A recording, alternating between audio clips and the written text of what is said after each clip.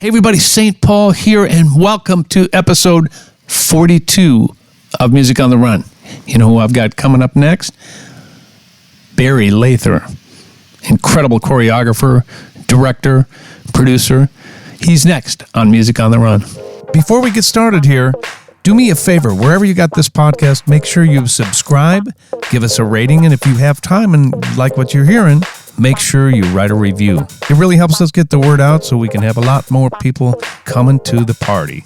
Hey everybody, I'm St. Paul Peterson.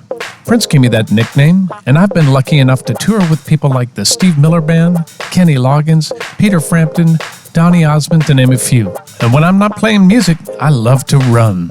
And this is a podcast about how we stay healthy on the road, physically, mentally, and with our families. Welcome to Music on the Run.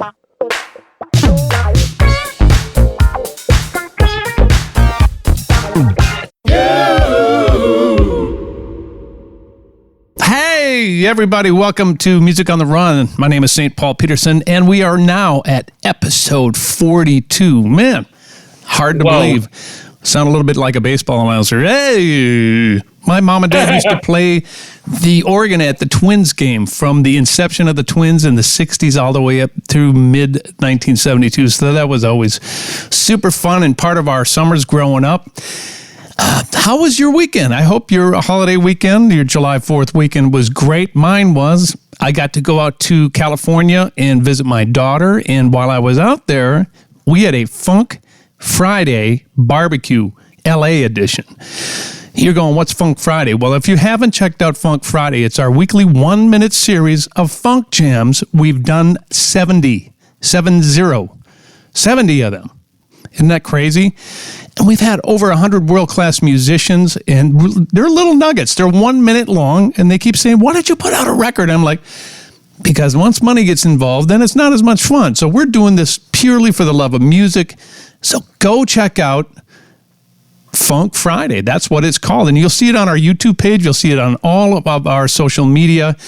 Anyway, we finally had a chance, and some of these guys I've never got to hang with in person. So I called a barbecue, and I sent out an invite, and we had probably 25 people at this barbecue at my buddy's house.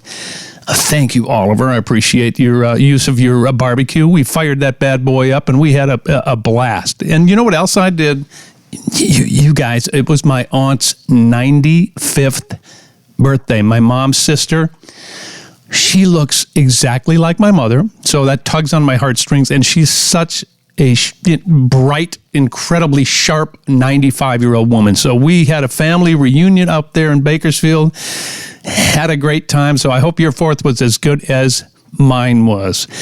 Let's jump right into it. We might as well, right? So, episode 42, Music on the Run. My next guest here is a dancer.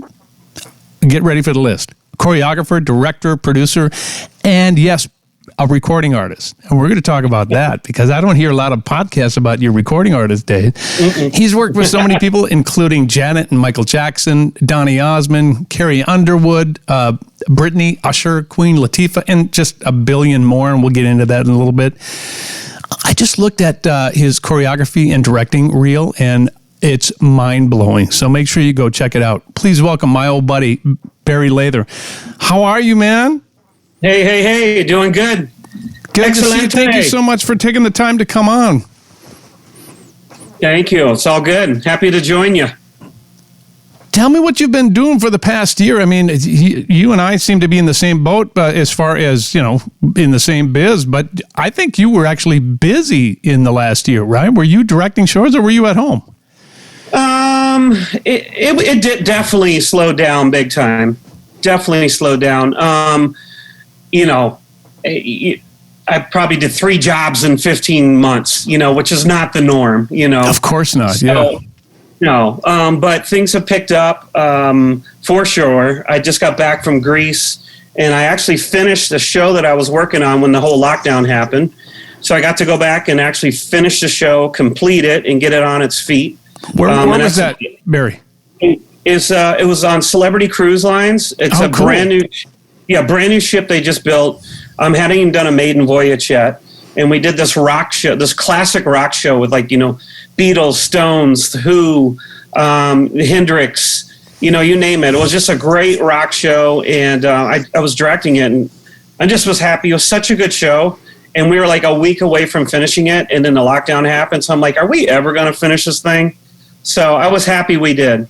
You're lucky you didn't get caught on that cruise ship. Yeah. I mean, I know a lot of people who were out. In fact, our intern Tanner used to work on cruise ships, and he said he had so many friends stranded out at sea for months upon months upon months. So, do you know anybody from those cruise lines that got stranded at all?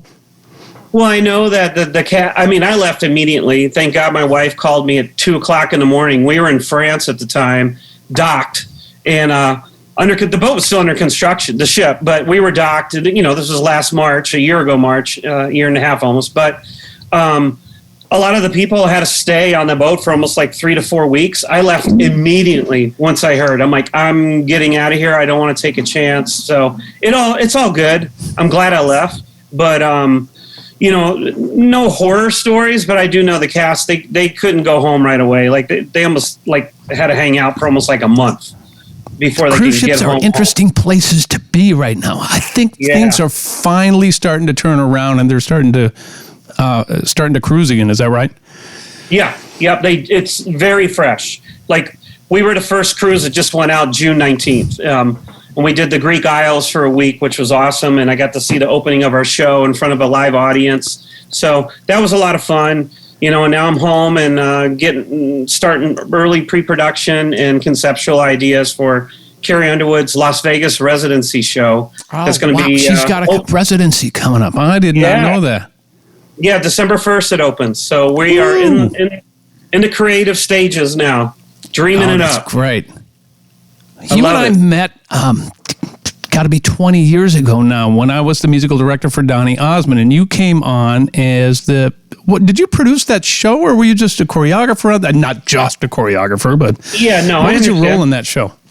I know Donnie asked me to come in and help, not just with the movement and staging, but also just like help put the show together. So I would say it's choreography and also like creative directing, just get the whole show and the flow together and make sure, everything's cool. So I wasn't just focused on the steps, but just the overall, and lighting and moments. And as you know, pacing and timing is everything for a show. You got to have a good set list. You got to have good energy. Are we losing audience here, or do we got to switch the song around? All that stuff. But it was fun. I mean, he's a great guy and extremely energetic, and we did meet then. That was fun. You and I had a ball out there. You, me, Jason, and the boys in the band. Uh-huh. We laughed so much. A lot. What was Jason's character? My nephew's character, Floyd Warren. Yeah. We made a whole video on Floyd Warren. I think it's somewhere on. We made a little sitcom or something on there. I remember. So funny. And you live in Minnesota, which I did not know, of course, many years ago. But you live in Minnesota as well. Yeah, I mean, I lived in I grew up in Atlanta. I was an Atlanta kid. I grew up in Atlanta right out of high school, senior year. Boom, went to L.A. Was in LA for about 15 years, and then I've been in Minneapolis, outside of Minneapolis area now for 20 years. Craziness. I can't believe that. That's unbelievable. Yeah, me too. Like, this is the longest I've ever lived anywhere. Right. We're always on the go, And the dude can play some golf. We've had some fun on the golf course. We're going to get out again this summer for sure. In a few weeks. Yeah, we got to. Let's take it all the way back to Atlanta. You mentioned that you grew up there, and tell me about your family. Yeah. My mom, basically I was in a dancing family. My mom was a dance teacher. At one time, she had 2 dance studios back in Albany, New York. That's where I was born, but they moved down south when I was like a year and a half old. So Atlanta's my, all my childhood memories. But my mom was a dance teacher. I'm the youngest of 5 kids. We always danced growing up. Music was always on in the house growing up. And then the funny thing is my dad sold dance wear, dance supplies, dance shoes, tap shoes, toe shoes, ballet shoes, leotards. So the costume business, with all those recitals that dance studios have. So it was kind of funny. My mom and dad were definitely like a yin and yang. And that's I grew up in that type of environment. And also I toured every summer. You know, it's weird to say, hey, I toured as a kid, but I did. I mean, really, I was on the road every June and July from 5 years old to 15, touring city to city to city with my mom, who was on faculty with this dance convention, company. And it was kind of like me and my sister. They're like, you're going on the road with mom every summer, and we were her little demonstrators up on stage in front of 300, 400, 500, 600 dancers on the floor. So I just pretty much grew up on this kind of traveling, dancing kid every summer throughout the whole 70s. It was pretty fun and pretty funny looking back now. Like, oh, I grew up kind of different. You've been on the road since you're 5 years old. You might win the record. You or Donnie might, one of the two of you might win the world record for that. That's unbelievable. Yeah, it was what pretty kind of crazy. music was playing around your house? Because not only are you a dancer, but you're also a singer. Yeah. Well, we got to talk about that in a little bit. But what was your mom and dad playing around the house? It's funny. Most of my memories, as far as mom and dad playing music, was always like in the car, you know. But I have 3 older brothers, and one of my older brothers was more definitely the music guy and had all the albums and all the records and the fancy stereo equipment that, you know, the young brother, I don't touch the stereo. Don't touch my stuff. Yeah, that's an Are you the expensive youngest? needle. I'm the youngest of 5. Yeah, youngest of 5. Yeah, me too. I've got older brothers. Don't touch my stuff. Yeah. So, but yeah, I mean, I grew up hearing, you know, all over the place as it was in the 70s, you know, pop music, rock music, R&B. It was just a fusion, you know, disco. We heard, you know, Ohio Players, Stevie Wonder, the Jackson 5, you know, but then I also would hear Bad Company, Foreigner, Foghat, Styx. You know, it was just a smorgasbord of music. Donna Summers, you know, it was just all over the place. But that's how the 70s was to me. Parliament Funk. Oh, yeah. Zap. Right. I mean, so in a dance family, who are you looking up to? Who are your influences in dance at that time? Besides your mom. Yeah. Well, I mean, I definitely 100% watched Soul Train and American Bandstand every Saturday. And, you know, I was fascinated by the lockers that were on Soul Train, and just their street dance flavor and vibe. You know, I don't even think we called it street dancing back then. We just called it locking. Yeah. But, you know, they were roboting and locking and doing all that just like athletic, cool, funky stuff, you know, with crazy, like baggy pants and suspenders and funky hats to the side. And I'm just like, who are these people? They look like dancing clowns, you know, but I would emulate them. I loved them. I would emulate them. I mean, that's where I learned the robot, was watching television.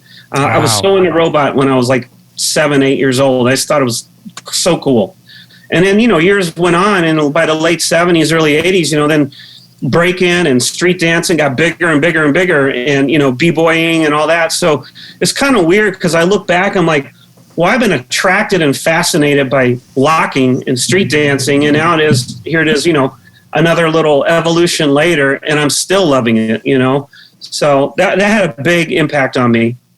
But I also would see, which is crazy, I also was exposed to Broadway shows at a young age, because every summer we would tour, and the last city was always New York City. It was always Manhattan. And I always knew, and I was, you know, I didn't realize how lucky I was as a kid. I always got to go see at least one Broadway show every summer, you know, whatever the hottest show was. You know, I remember seeing The Wiz in the mid-70s. I saw Annie. I saw 42nd Street. I saw Dancing, Bob Fosse stuff. So it was kind of like I was exposed to like tap, jazz, ballet, but I also loved street dancing. So I was like a hybrid kid that just got exposed to a lot of different things. So, like a musician, you're well-rounded in every genre of dance then. Yeah, I mean, I had favorites. You know, obviously jazz was my all-time favorite, and you know, and then street dancing and popping and locking and waving and all that. You know, I got obsessed with it at like 15. But I did take ballet growing up. That's your technical training. You know, it's like if that's your core, you got ballet training, you could do almost all the other stuff, but you had to have your ballet training, which, you know, I didn't love when I was a kid. I'm like, oh my God, I got to take this because I have to, because mom's telling me, mom and dad, it's good for me, whatever, but it's all good. I'm, now looking back, I moved to LA when I was 18 to dance and hopefully become a choreographer. And the first thing, I quit ballet, or I think I was around 13, but I stuck with jazz. So I knew, like, okay, you're going to do this for a living, and you're going to try to dance for a living and make a living, and go for it and get a check. You got it. The fastest way I had to get better was I got to get my butt back into ballet classes. I had to.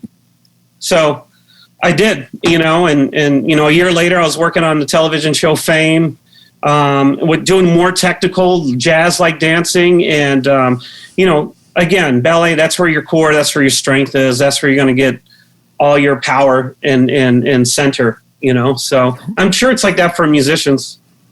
There's got to be stuff that you trained. Like, you got to have this core. For me, that's bebop. Everything for me comes from jazz. I think R&B comes from jazz, or possibly the blues. But everything that I've done in my career because of my background has come from jazz. Wow, and pop, very cool. Whatever the case may be, everything comes back to Spangalang, as we like to call it. Hey, when did you decide that this was going to be what you were going to do for a living? I knew. I mean, I've been a dancing kid since I was 5. So right. And being in showcases, with little costumes on with my mom, my sister, we're kind of like the Brady Bunch of the 70s when we're on these dance conventions. It was like a family act, and I just knew that dancing. I was good at it, and it gave me attention. I'm the youngest of 5 kids, so hey, I'm getting attention here. People like me dancing, so I'm gonna keep doing it. I love this. But I think around 15, probably around 16, I'm like, okay, I got to decide. Like, am I going to go to college, or am I going to go to New York or LA? Like, what am I doing here? And I just knew, I just kept thinking it was to me, a kid from Atlanta. It was New York or LA, and I just wasn't feeling stage, theater, Broadway for me. And I was feeling MTV was only 3 years old at the time. I was feeling, film, commercial, videos, that segment. So I'm like, I'm going to LA. I'm going to go to LA and give this shot as a dancer. And I thought about it a lot, and I was just worried that if I went to college and spent 4 or 5 years at college, then moved to LA when I'm maybe 22 or 3, right. Like, I just wanted to get in it right away at 18. And I had a scholarship waiting for me in LA at one of the biggest dance studios. So I'm like, I'm going to get all my training for free. And 7 days a week, I can take class. And I'm like, that's where I'm going. So it was the right choice for me, and I always knew, I want to be a dancer first. But secondly, I somehow, some way, I want to become a choreographer. Because I always loved freestyling. I always loved making up my own steps. Yeah. I love being put on the spot and do something. Freestyle, dance, baby. Freestyle. Dance. So I love that. And I loved making up my own little routines. So I knew I had that, and I used to help my mom with her routines at 12, 13 years old, make up the steps, memorize all the steps. And, I didn't realize I was choreographing. I didn't know that word at the time. I was just like, I'm making up steps. I'm just making them up and they're fun. But then I realized you're choreographing. That's the what key you're doing. word is fun. Yeah, because everything I've seen you do, you have fun with. Absolutely. And you surround yourself with people who you turn it all into fun. Because that can be a very, speaking from experience, it can be a very intimidating, terrifying experience for somebody who doesn't move well.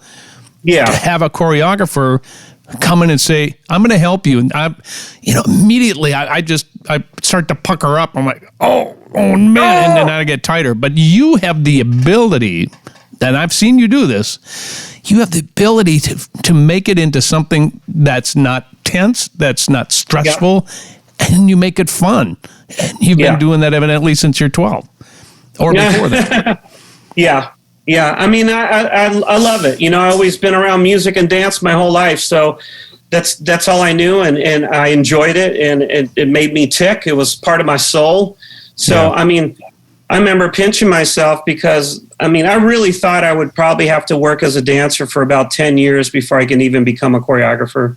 I just thought, work with the best, try to learn as much as you can, observe, on every gig, observe the choreographer, how they conduct themselves, how they maintain themselves. Like, because that's what you want to do, watch, learn. But it happened quickly for me. And like I said, I just... I was in a couple Janet Jackson videos that Paula Abdul had choreographed, and she hired me, Paula, and forever thankful. And that's how I met Janet. And as time went by, after Paula, Janet had literally she called me up and asked me would I be interested in choreographing for her. And I was just like, yeah, I mean, that's what I want to do. I just couldn't believe the opportunity, she brought it up. And I started choreographing at like 20 years old. I had a short-lived dance career. I danced 18, 19, 20, and now I'm suddenly choreographing, and I'm like, wow, this is really happening. I started doing music videos, then those commercials, then those films. I'm like, oh my God, like this choreography thing is taking off, which I was so happy. I just didn't expect it that soon, that's all. Well, before you were a choreographer, you said that you were a dancer and it was short-lived career, but you have to tell me and the people who are listening what your first gig was as a dancer. My first gig as a dancer was the Michael Jackson film Captain EO that he did for Disney and Epcot Center. I was in LA for 11 months before I got my first job. Wait, did you have any good side gigs? How did you survive? I want to know if you were delivering papers, selling burgers. No. I was teaching dance. So I would teach my own dance classes, which I had been doing since I was 15. Right. I would teach classes on weekends. I taught for the company that Joe Tremaine is his name, famous jazz, master, West Coast jazz style. Joe Tremaine, I taught for his dance conventions and was one of his assistants. So I was teaching dance to make money, until I can make enough as a dancer and a professional working dancer in LA. But my first big gig, and I'll never forget it. I mean, 1,400 people auditioned, and they hired 40. And me and this other girl were the two youngins in the back. I was 18 years old, almost 19. And I'm like, I don't care if I'm in the back of 40 people. I got the gig. I'm working with Michael Jackson, and I'm like going to have to join the union. And I'm like, this is happening. I'm working with Michael right now. And just 2 years earlier, I was a senior in high school, watching Thriller, watching Beat It, watching all the music videos with street dancing in it. Michael was on top of the world then. It was his first huge project after Thriller. After the whole success of Thriller, everybody in LA wanted that job. And again, pinched myself. I got that gig, and I was so thrilled and so happy. Unreal. So then you started working with Paula after that. Now, I have a history with Paula as well. Yeah. She choreographed my Rich Man video, which is probably crazy. 1986. Yep. At that time. Yep. And so she was a friend of mine back in those days. And so she hired you to be in the Janet videos. I'm just recapping what you've already said. Yeah. Around the same time. What were those two videos that you were in of Janet's? I was in Nasty Boys on the Control album, Nasty Boys, which was her second single. And then I was on the third single, When I Think of You. So both of those music videos. And then that's Jam and Lewis. Yeah. Oh, yeah. Yet another Minneapolis connection. I know. It's crazy. It really is funny. And then, gosh, I think The Pleasure Principle was her fifth or sixth video off that album. Mm-hmm. And I choreographed The Pleasure Principle video, not Paula. Paula had done all the first... Huh? That was one the big one in the warehouse. Videos. It was huge. Yeah. Her solo in the big warehouse by herself for 4 minutes long, holding it down. Crazy. That was my first big video that I choreographed. But what's funny is talking about Minneapolis and Jam and Lewis and all that. Just a month before I choreographed that video, I did Janet's Control performance on the American Music Awards, January of '87. Oh, wow. And then it was just her and 4 guys. And one of the dancers, I felt terrible. I'm a young choreographer, hiring people older than me or peers that I look up to. I'm like, hey, I'm choreographing. I want to hire you for a gig. But one of the dancers didn't work out. And because I choreographed the whole thing and I knew all the steps, Janet and her boyfriend at the time, they're like, we're a little concerned about him. And I'm like, yeah, I get it. I see it. I know he's not as funky as the other guys. But they go, yeah, we're just thinking maybe you could take his place since you know everything. And I was like, what? I was like, oh, no. Wow. So you're asking me to fire somebody, let somebody go and take his spot. Woo! But I did. I had to for the integrity of the job. And so I did that American Music Award performance of Control, her and 4 guys. I'm dancing right off her shoulder. And the very next month, I choreographed her live performance on the Grammys with Jam and Lewis and Jerome. So wait, did you have to incorporate all the steps that you did? You stole all that stuff and made sure they were comfortable because they'd been doing that for years. Yeah. Yep. The penguin. I called that the penguin. We used to do the penguin. Chili sauce and all that. Chili sauce, all that stuff. So, and after that Grammy Award performance, so I did 2 in a row for Janet, both award show performances, and she was just killing it. Yeah. And John McClain, at the label, A&M, just said, you're doing her next video, end of story, boom. And that was the Pleasure Principle, which is just nuts. Yeah. Did you? That's why it was happening. Did you know at the time that, Janet was 5 singles in, so it was evident that she was going to be a superstar, but did you? Yeah. Was that intimidating for you to go, so much of her image, her movement, everything she's doing here relies on what I bring to the party? Was that intimidating for you at all? I would call it intimidated. I was nervous, but it was a good nervous, and because I cared, and I wanted to do the absolute best job I could. And I felt like I proved myself a little bit on the award shows, but this wasn't this is a music video, crafted from the beginning to the end, and, working with a director. And, originally, which is funny, is that music video was going to be Janet with Nasty Girls. Yeah. And I remember in the meeting, it was actually John McClain. He says, you know what? We've seen Janet dance with guys, with girls, with guys and girls. He goes, for once, I would love to see her just dance by herself. Yeah. And show to everybody she don't need dancers around her. She could do it by herself. And I was like, that's pretty bold, but that's where it ended up going to. That's what the music video ended up being that. That was groundbreaking. Yeah. I think we rehearsed 5 to 6 days at a little dance studio in North Hollywood. Mm-hmm. And then it was supposed to be a 2-night shoot. It ended up being 3 nights because, we're shooting from 7 p.m. to 6 a.m. Ooh. And there was so much to capture. And I remember at the end of the second night, it's almost 5 a.m. and we still had a lot to do. And she was running out of gas. And I remember the director is looking at me and we're looking at Janet and we're just like, you know what? We're just going to have to come back tomorrow night because we just couldn't finish it. Right. So luckily we did. And she came back fresh and nailed it. And, long story short, a year later, I was up for 2 MTV awards for Best Choreography in a Video. One was Sting, which was on A&M Records, and one was Janet, the Pleasure Principle, and I ended up winning for Janet, which was nuts. And you're 22, 21? 20. Something. I was 20, almost 21 years old.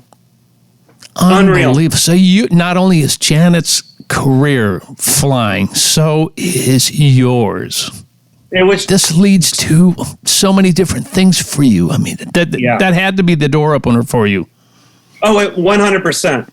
100%. I work with Jody Watley. I work with Troop. Had a meeting with Pebbles. Didn't work with her, but Expose, Sheena Easton. It was just go, go, go. All suddenly I was doing all these music videos. So wait a minute. Now, for those of you who are not watching this is a funky white boy. Did anybody go, man, where did you learn how to move like that? Seriously, I get this question a lot in my life. Why'd you get so funky? And what's your answer to that? I grew up in Atlanta, and I heard that my whole life, doing a robot at 7, 8 years old, and just being, I love funk. I just dance, I just had heard it my whole life, and to me, it was always a huge compliment, big time. And, to be able to hang and dance and do my thing. And if people say, hey, you are super funky, dude, just so you know, you are a funky cat. To me, I'm like, well, thank you, but I was like, oh, well, I felt it inside. But it was cool to hear that, so always a Jam and compliment. Lewis, man, I know they think you're funky, man. I already know that. They used to call me Chili Most. They go, Barry, you Chili Most. And I'm like, what's that mean? What's Chili Most? That's a good thing. Yeah, I know. Yeah. Because they were laughing and giggling at rehearsals. They call me Chili Most. So you've got all these different artists wanting you to come in and work with them. We'll talk a little bit about them, but I want to know about when you were approached to do a record. Your own record as an artist, not a choreographer or dancer. You did that during your artistry, but who came to you and said, you're doing a record, man? That's a great question. We're going to take a little break from the interview right now because I want to tell you about a couple of really cool things. First of all, we're having so much fun with our weekly 1-minute funk jams called Funk Friday. We've had so many world-class musicians on Funk Friday, including members of the Steve Miller Band, Fleetwood Mac, Daryl Hall and John Oates, Earth, Wind & Fire, just to name a few. You can check that out on all of our social media, but you can also see it on our YouTube channel. I also want to take this opportunity to thank all of our members who have supported us on Patreon. Don't know what Patreon is? Go to www.patreon.com/Music on the Run podcast, and there you'll get all sorts of information on how you can financially help us produce this podcast. There are all kinds of incentives listed there on the website, and there are many different levels on how you can become involved. We could not put on this podcast without our patrons. All right, let's get back to the interview.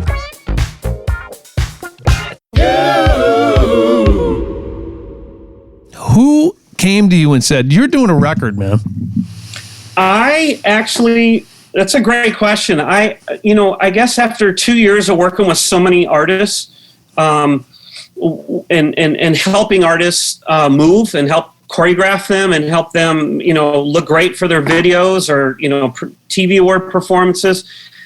I just would pour my heart and soul into choreography. I never moved to LA to ever think to be a singer. Never. It was dancer, choreographer.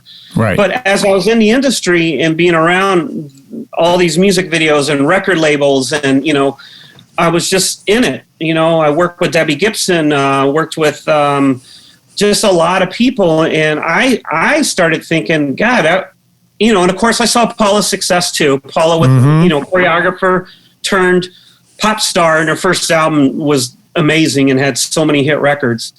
But I was just like, God, I want to try to do some music demos and just get my voice down and just see what I have. See, I had the curiosity in me. Right. I wasn't going to try to be anybody else but me, but I'm like, I don't know. I have never recorded a music demo, so let's try. So I did, and I actually worked with, and I paid for a lot of my little demos back then, $500 there, $1,000 here.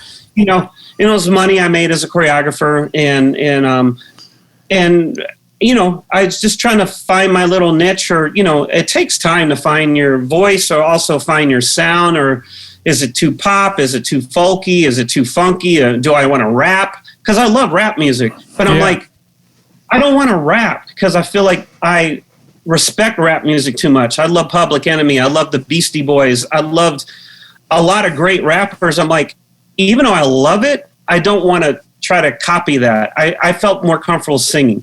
So got it. So it happened to be with Atlantic Records. I was choreographing for Debbie Gibson videos. I did a couple of her videos, and because I was at Atlantic and the timing of that, it wasn't Doug Morris, but he was there. Somebody said, "Hey Barry, do you sing, by the way?" Because they knew I was a dancer choreographer. I'm like, "That's funny." I said, "I'm actually recording some demos right now," and they just said, "We'd love to hear them once. You know, if you get them to a place where you're happy with it, we'd love to hear your demos when you get a chance." And that's who I asked. You know, once I got 4 or 5 demos together, I contacted them and played it for them. And it's crazy. We're at a restaurant in LA, and they were passing around this, like, I swear it was a cassette tape, but probably was a CD, passing around the dinner table.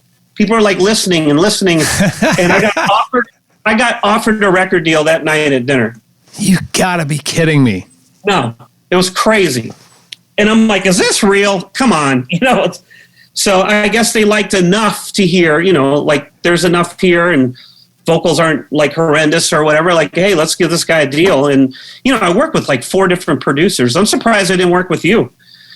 We were in the same circle back in those days. Yes. I have your record, dude. I bought St. Paul's record. I have your record. Kidding? Yeah. I was really into the Minneapolis sound. Totally into the sound. Ready for the World too, and Maserati. Do you remember Maserati? Of course. Yeah. There's some fun. You know, I love Bernadette Cooper. She was of Climax. She was crazy funky. So yeah, I just loved all that music then. But your manager was whom? At the time, I had a manager just managing me, trying to do the record deal thing. I didn't really have a manager for like dance and choreography. I just had my agent, you know, and that was fine. But like I had Terry Hartman was her name. And then there was a guy named Dan Brennan. Well, he was my manager. Yeah, Dan Brennan was my manager when I left Prince. And John McClain was in my world back in those days. And you mentioned John McClain with Janet Jackson. So yours and my world almost collided. I mean, we were following each other around. And what's really funny is that you worked with Debbie Gibson then. I work with Debbie Gibson now. Which is nuts. She's been on this show before, too. Wow. Isn't that nuts? Yeah, it is nuts. Yeah, I did 2 of her videos back in like 89. And I also got to work with Prince, too. I mean, that's another thing. Well, let's jump off there and talk a little bit about that. How did you get to work with Prince? Was that Bat Dance? Is that right? Yes, it was. Bat Dance, yes. In 89. I had been choreographing. I worked with Janet, which opened the doors. I worked with Sting. I worked with George Michaels on his tour. Again, his management wanted like, hey, we need some steps. He needs steps. We just need more of like a movement guy, you know, somebody help him with choreography. Because George had the voice and he had the records. Yeah. And he had the good looks. You know, it's like dancing was probably one of the things that wasn't his forte. And I know what's funny is Paula worked with him, Tony Basil worked with him, and I worked with him. 3 different choreographers worked with George Michaels. Wow. It's funny.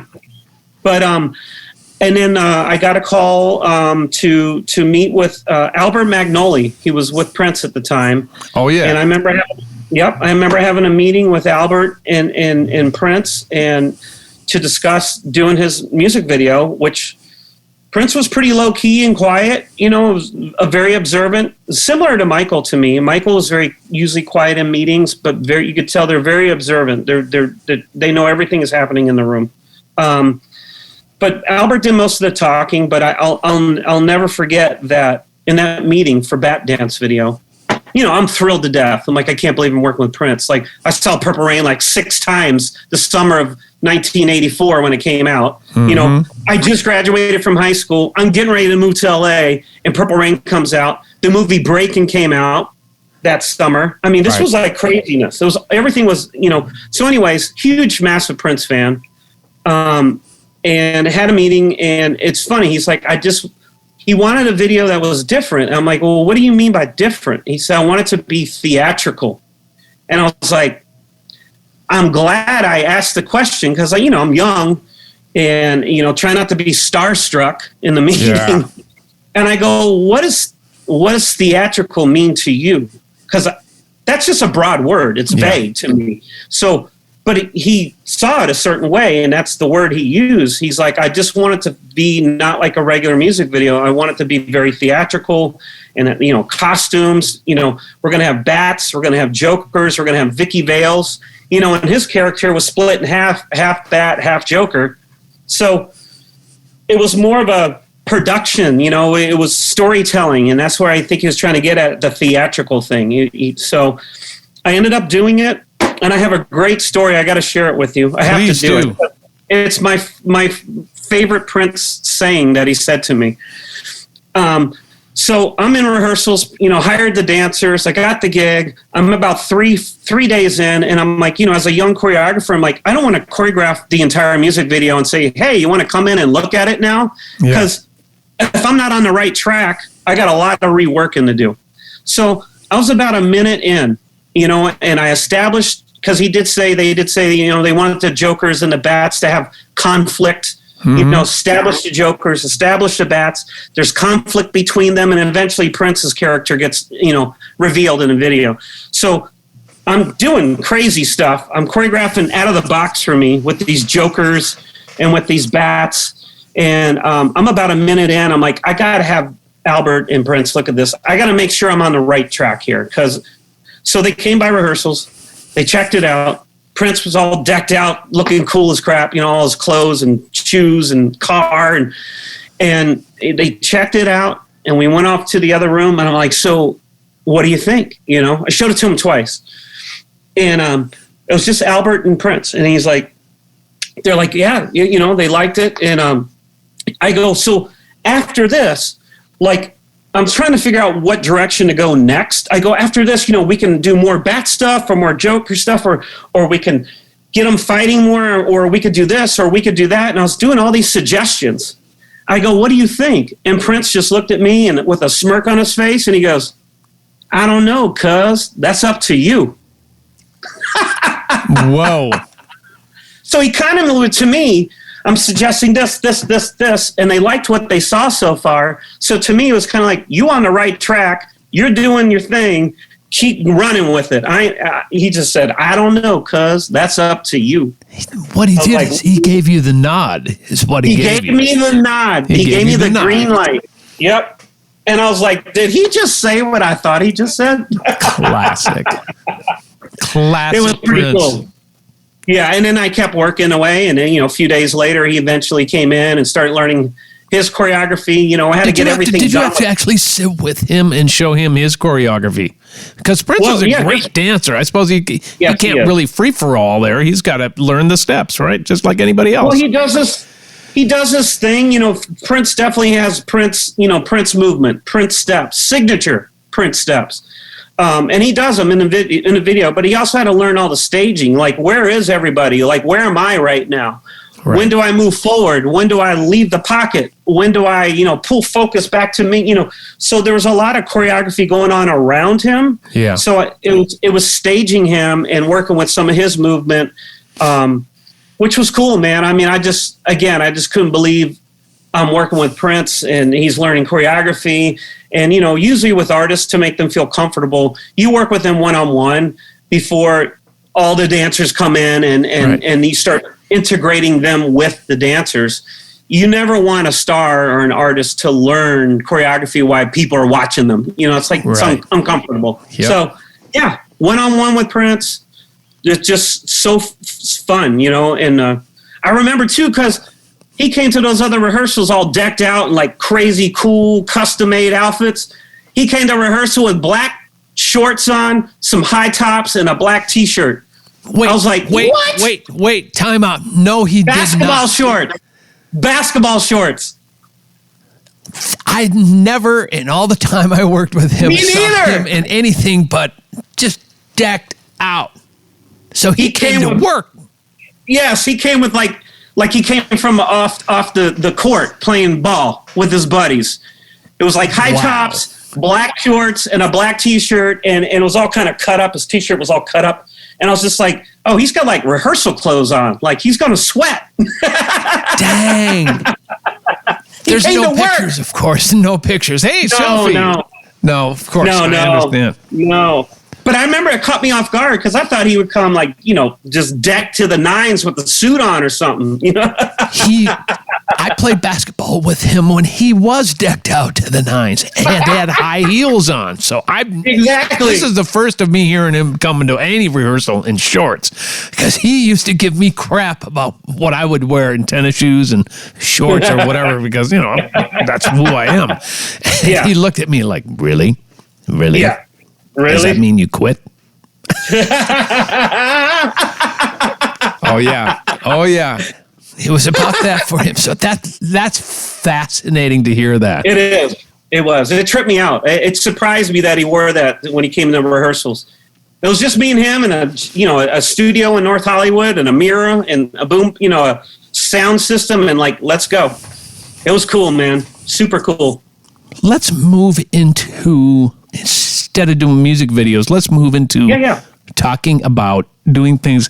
Let's talk about the Super Bowl for a minute. Yeah. You choreographed, and did you direct that as well? I choreographed it. Yeah. Just choreographed it with all those artists, staged it, choreographed it, dancers, artists for days, Tell me the names of some of the folks you got to work with on the Super Bowl. Smokey Robinson, the Temps, the Tops. They kind of had old school Motown, and then they had the newer school Motown. So it was Martha Reeves? Who else? Smokey, Tops, and then it segued over to Boys to Men, Queen Latifah. Just kind of, it was like old Motown mixed with new Motown. We mashed it together, but there was like 20 dancers too, on this massive stage down in San Diego. I'll never forget that.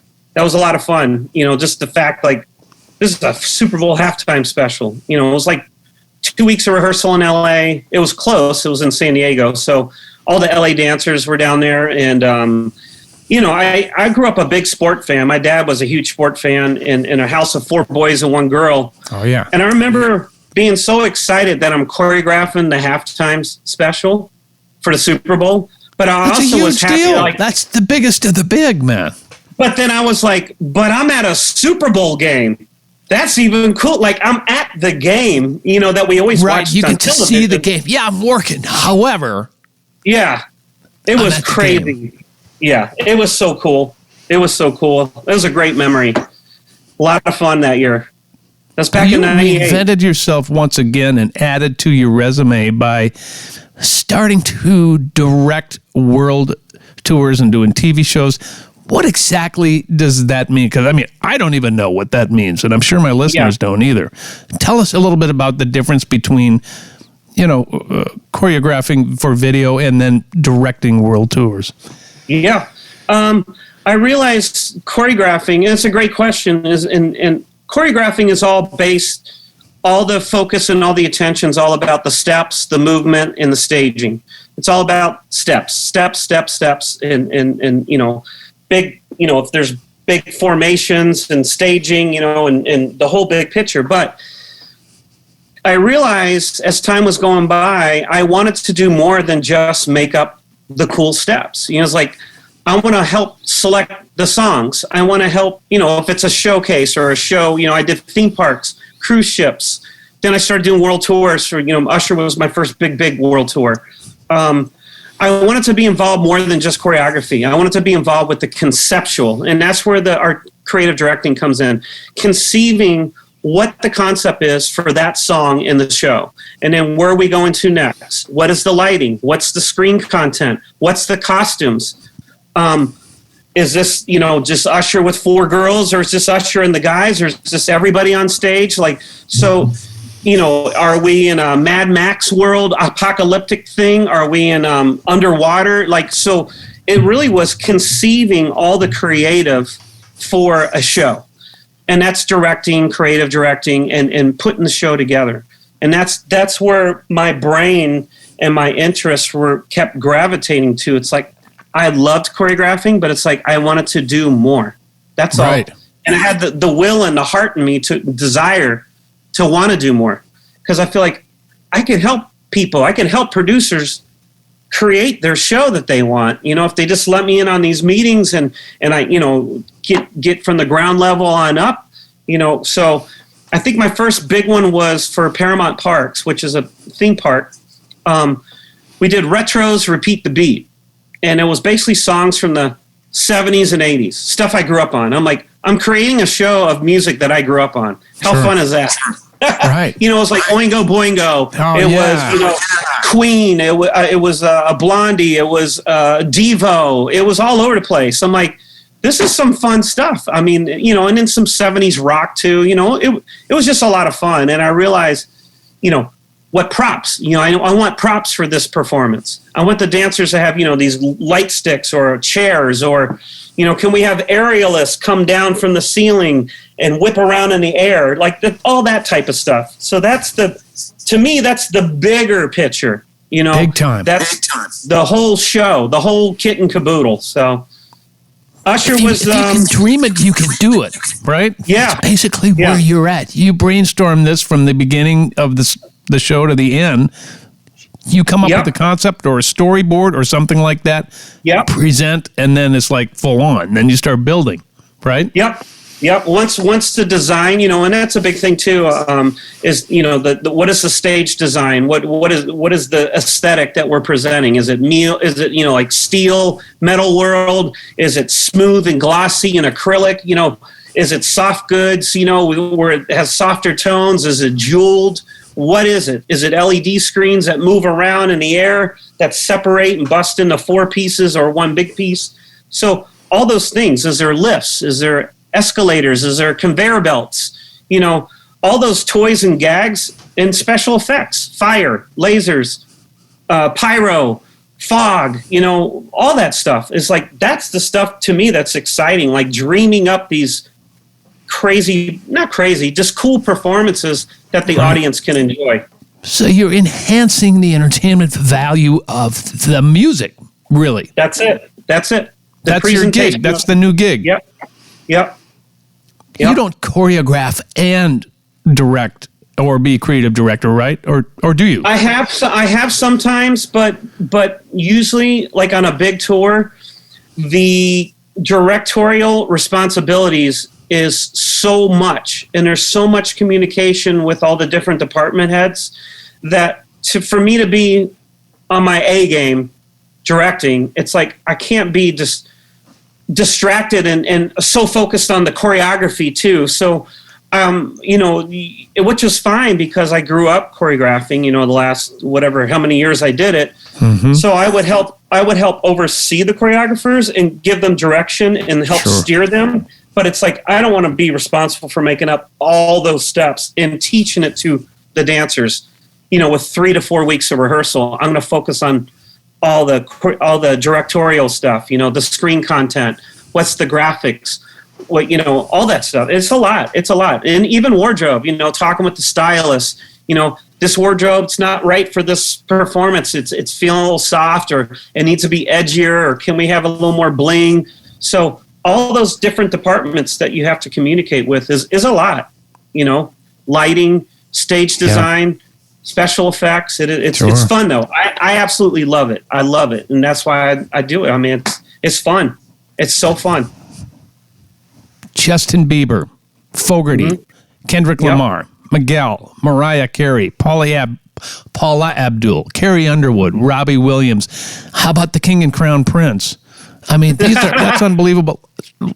You have to tell us what the difference is building a show for someone like a legendary act like Fogerty rather than building something for someone like Carrie Underwood. What's the difference there? Well, I mean, Fogerty, it's amazing. And I did 3 to 4 tours for Fogerty. And, I was a huge fan of CCR as a kid. My brother had all the records, and I grew up listening, Down on the Corner and Fortunate Son. And, even like, have you ever seen The Rain? There's just, he is a great songwriter and obviously a great guitarist. Yeah. I mean, that dude, he has over 200 guitars. He's a major guitar collector. But here I am. My mindset is different because it's not, a Mariah Carey or a Carrie Underwood or a Bieber or a Rihanna.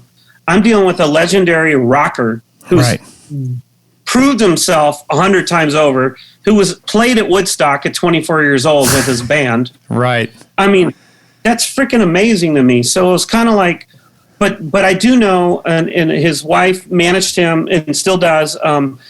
They were searching for more production around him to complement his music, and whether it be visuals, more powerful lighting, and to give him more of a show that has production value to it.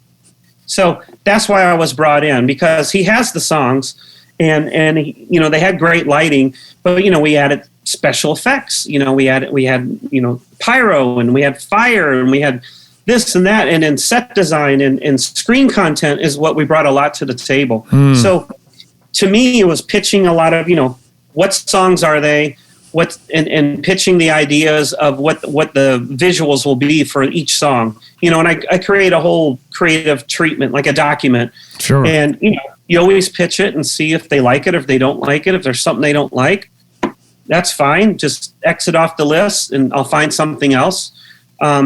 Being flexible, I've learned, is key. And just because somebody doesn't like my creative idea, I cannot take it personally, because it's a matter of taste.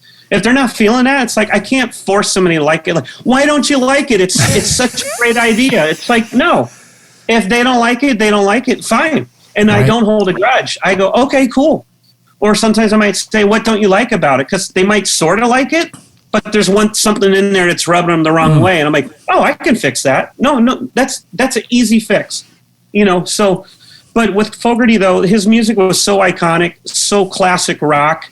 I mean, to me, it was an honor to work with somebody like him and to help bring production. Because to me, he was a superstar.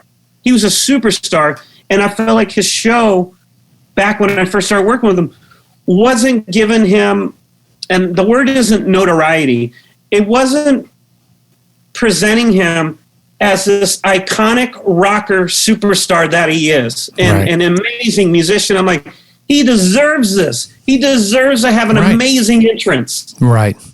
Have him come up on a lift and have pyro blow up, and like he's freaking John Fogerty. He's incredible. So I helped bring all that to the table, and it was a great, I did probably 3, maybe 4 tours with him.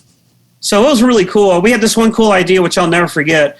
Him singing Born on the Bayou at 24 years old, and we have the original footage with this shaggy hair. And we have this big scrim, kabuki drop, we call it, a big scrim, projected John singing Born on the Bayou. And then the scrim just drops, disappears, pyro goes, and here's the real John now. So it was like young John, now real John, and he finished the whole song off. It was so cool. It was a great opener. Great opener. How important is listening in your job? Huge, because like I said, it doesn't matter what I like. I will bring ideas to the table, but I need to hear and listen, and everybody's different. There's some artists where they're like, we don't know exactly what we want. That's why we're coming to you. Like, you're the guy with the ideas, and they might have like a very simple description, and that's it. Or there's people, not a lot of artists, that have a lot of like a really solid idea of what they want coming into the first meeting with me. It's usually, it evolves. You talk, you converse, you figure out what the set list is, because the songs are going to dictate what type of production it's going to be, and the hit songs and the this and the that. And so listening is key, obviously. And then digesting what they told you. I go home, I work on stuff and get something together to pitch it back at them and see if, what resonates, what sticks, what goes away.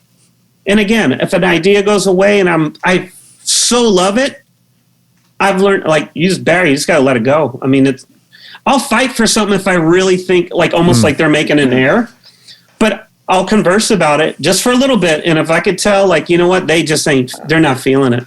Right. I just let it go. Just let it go. So, and it's fine. First step is always listening, isn't it? Same in music. Yeah.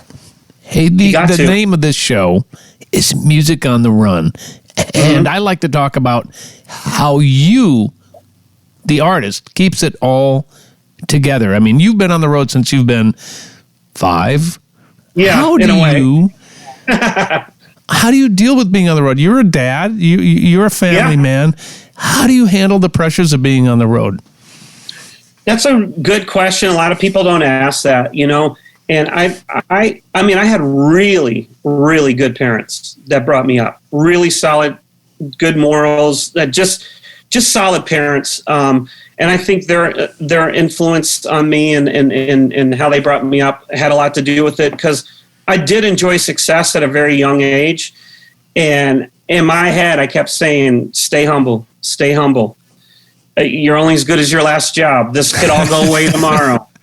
It could all go away tomorrow. Like, you don't know how long this journey is going to go. Right. Yes, you're on top right now, but next year, who knows? So I always try to stay humble, try to write it out, always pour my heart and soul into it and do my best. But I am a family man. I've been married. We've been married 28 years. And we have 2 daughters. Bravo, brother. Thank you. 28, and then we have 2 daughters that are 25 and 21 almost. And I know you got 2 daughters too yourself. Yeah. So I realized that 3 weeks was my limit. I don't like being gone for more than 3 weeks from my wife or the kids. And I realized, and I've done some projects where, it was a 3-month project. And I remember asking my agent back in the day, I've done some films in Toronto, and it's like, hey, it's 3 weeks, and I mean 3 months. And I would always ask, either fly me home to my family at least twice during this job, or fly my family to me. Sure. And I've been very lucky, because a lot of projects that I've done, they've agreed to do that. Because, that's what my agent would say. Look, Barry wants to do this project. He's passionate about it, but he's also a family man, and it's like, so if you can get that, arranged, that's awesome. But again, I realized too is balance. The key word for me was balance. It can't be all career and no family, and not all family. And then, you got to make a living and bring home, money to the table and take care of our family. So it was always trying to find that balance of like, wow, I've been working too much. I miss my family, or I'm having all this family time and the funds are getting low. Like, I got to get to work. Right. So it was just trying to find that balance in a happy place, and right. But you got to want it. You got to want to strive for it, because sometimes family can get kicked to the side. Then it's, you can do some damage and it's too late. And you're like, what happened? I got so caught up in my career, I kind of forgot about my family, so, and I didn't want that to happen. I had really good parents, and I wanted to be a good father to my kids. I wanted to be around. So, and they get excited. I try to involve them when, I used to do Disney on Ice shows back when they were little. And I'm like, you got to see opening night. You guys are going to fly down here and you're going to see opening night, because they're all little and see all these big costumes and craziness. Oh, yeah. So, it was important to involve them. And, and another thing too, which I don't know if everybody does, but if it was a big gig that required being away, I always talked about it with my wife. Yeah. And as a joint, let's talk about this together. What's the pros and cons? We know it's going to be maybe a little hard on us being away, but does the good outweigh the bad? And we always made a decision together. I never made a decision without her. I mean, just to include and to do it together, because that's what we're doing. We're on this journey together. That's the secret to a long marriage. Congratulations. Thank you. You said it there. You try. There's ups and downs, that, but you gotta want it. It's gotta be important. You gotta work at it too. Fight for it. Yeah, absolutely. So you're a dancer, but I don't know if you do as much dancing now as you've done in the past. How do you stay in shape? That's what I want to know. Now it hurts. Come on, now. You better come clean.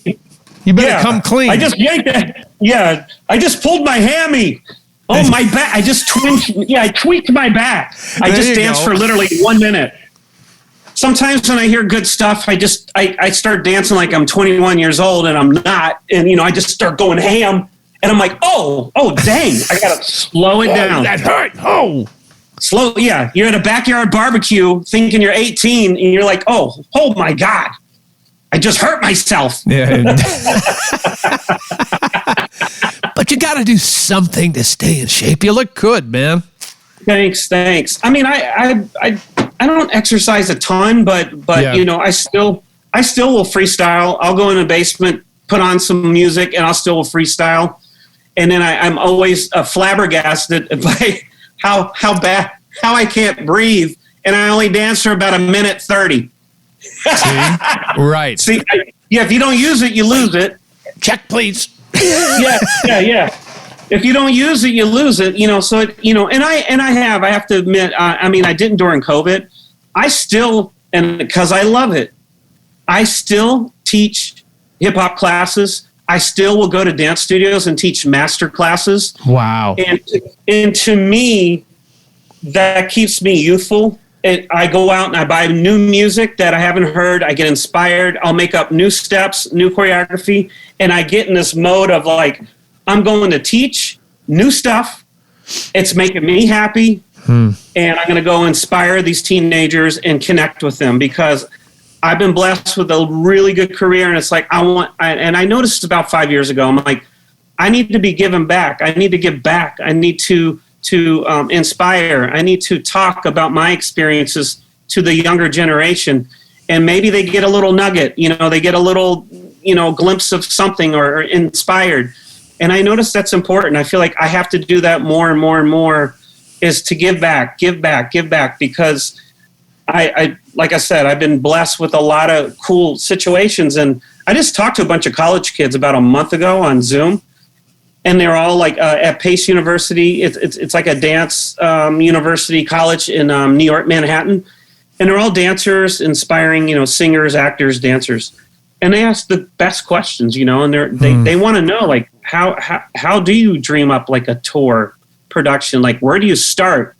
How do you, do you get involved with lighting and the screen content? And, they ask great questions. Right. So, and I just try to feed them as much as I can, and be honest, Yeah. I'm always nervous. I get nervous if I get a big gig tomorrow, I'm like, oh, damn, I'm nervous. It's because I feel like you have to go prove yourself. You have, the credentials, you have this resume, you have this experience, but it's like, you're only as good as your last job. You got to go out and prove yourself again. And I like that. I like that pressure. I feed off of it, and it pushes me. And so it's because I care. As soon as I stop caring, I'm like, maybe I should think about another business. Barry, you're a good man.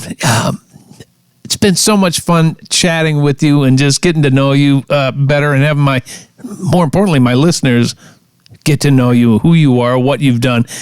What an incredible career you continue to have. So congratulations. And thanks, service above self. That is our motto in Rotary. And we continue that into our lives, and we give back musically. We give back with our advice. Knowledge. Really, we appreciate that. Thank you for taking the time out to talk with us. Ladies and gentlemen, Barry Lather. It was a blast, man. Thank you for joining us, man. Woo! That's it for episode 42, and we will see you in 2 weeks. We'll see you later. Music on the Run was hosted by yours truly, St. Paul Peterson. Edited and produced by my buddy, Davide Raso. Artist relations by Owen Sartori. Video editing by Tanner Montague. And a very special thanks to the people who financially support this podcast. And remember, dance like nobody's watching.